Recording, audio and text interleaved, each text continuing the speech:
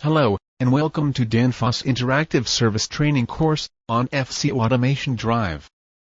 I am Mr. VLT, and I will be your guide for this course. I hope you will have fun with me while you learn. The purpose of this course is to provide technical information and detailed instructions that will aid qualified technicians like you to identify faults and perform repairs on the FC Automation Drive quickly and effectively. By the end of this module, you will get a basic understanding on service-related issues like the safety measures to be taken while performing service activities, basic tools required for troubleshooting and repair of units, how the drive is programmed, diagnostics for FC Automation Drive. Before starting this module, let me give you a quick warning. Frequency converters contain dangerous voltages when connected to the line voltage. Only a competent technician should carry out the service.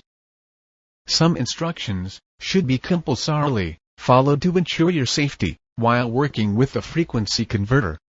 Let me list them down for you. You should not touch electrical parts of the frequency converter when the AC line is connected. After the AC line is disconnected, wait for at least 15 minutes before touching any of the components. When repair or inspection is done, the AC line must be disconnected. The stop key on the control panel does not disconnect the AC line. During operation and programming of the parameters, the motor may start without warning. So you have to activate the stop key when changing data. If the applications are lift or hoist applications, or other human dangerous applications, contact the local plan responsibility before activating the frequency converter. Please be careful about this, and contact plan responsibility before startup, after repair. Before starting your work, it is important to have a knowledge on the tools required for the purpose. Let us now take a look at the tools required to troubleshoot and repair units. They are true RMS digital multimeter, clamp-on ammeter, oscilloscope, flathead screwdrivers, Phillips screwdrivers, Turk's drivers T10, T20, and 5 mm Allen key. Torque wrench ranging from 0.5 Nm to 4 Nm. Before going in detail, it is good for you to have a knowledge on the mechanical enclosure types and sizes. Take a look at the chart.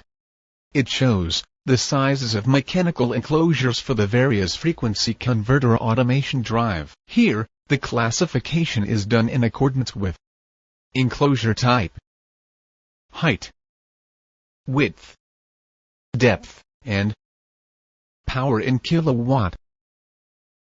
This training session basically deals with the C-type enclosures.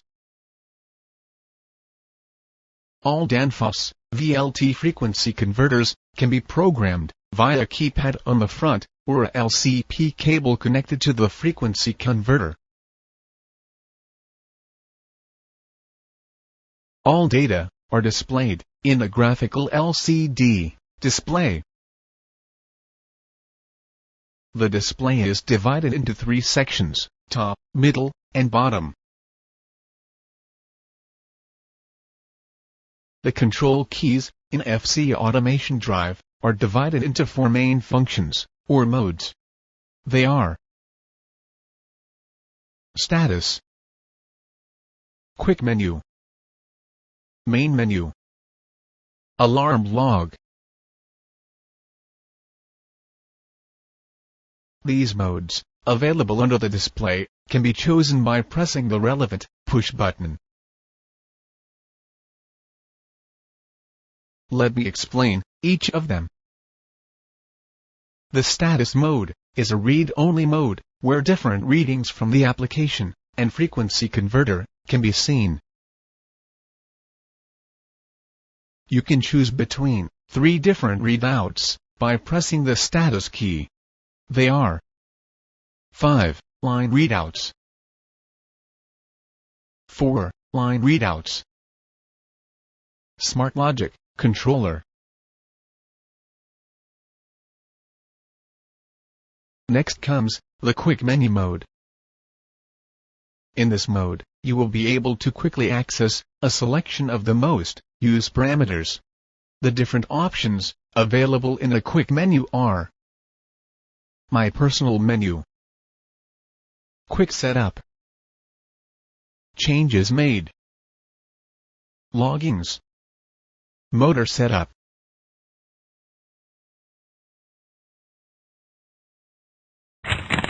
You can make your own personal quick menu, or use the preset one. You can also select a list of changes made, or show a set of loggings. You can get back to the quick menu from any point inside the parameter by pressing the main menu button twice. The main menu is the mode where you can program all the parameters.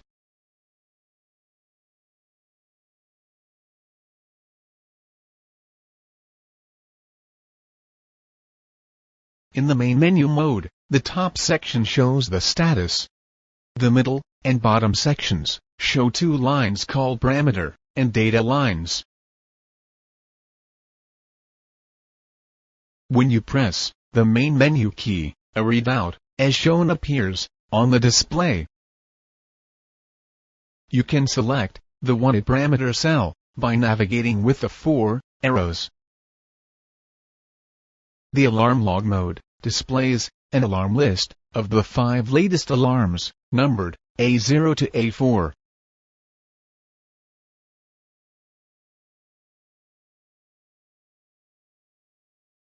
To obtain additional details about an alarm, use the arrow keys to maneuver to the alarm number and press OK.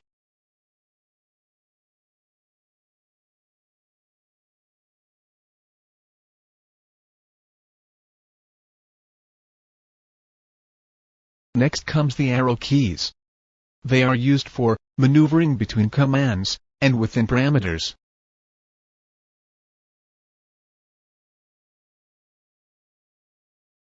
The back button takes you to the previous step or layer. The cancel button annuls your last change or command as long as the display has not been changed, and the info button supplies information about a command, parameter, or function.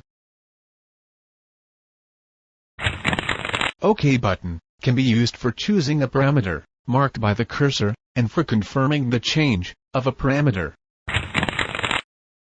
There are a set of LEDs here.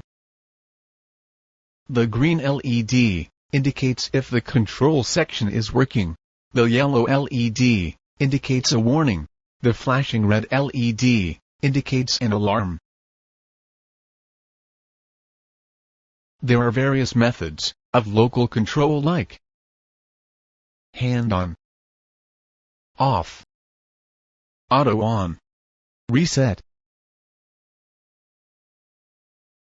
The hand on button is used to start an application once the connections are made. The off button is used for stopping the connected motor and hence the application.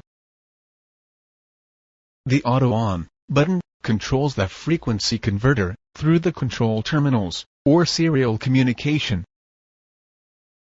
The reset button is used to reset the frequency converter after an alarm trip.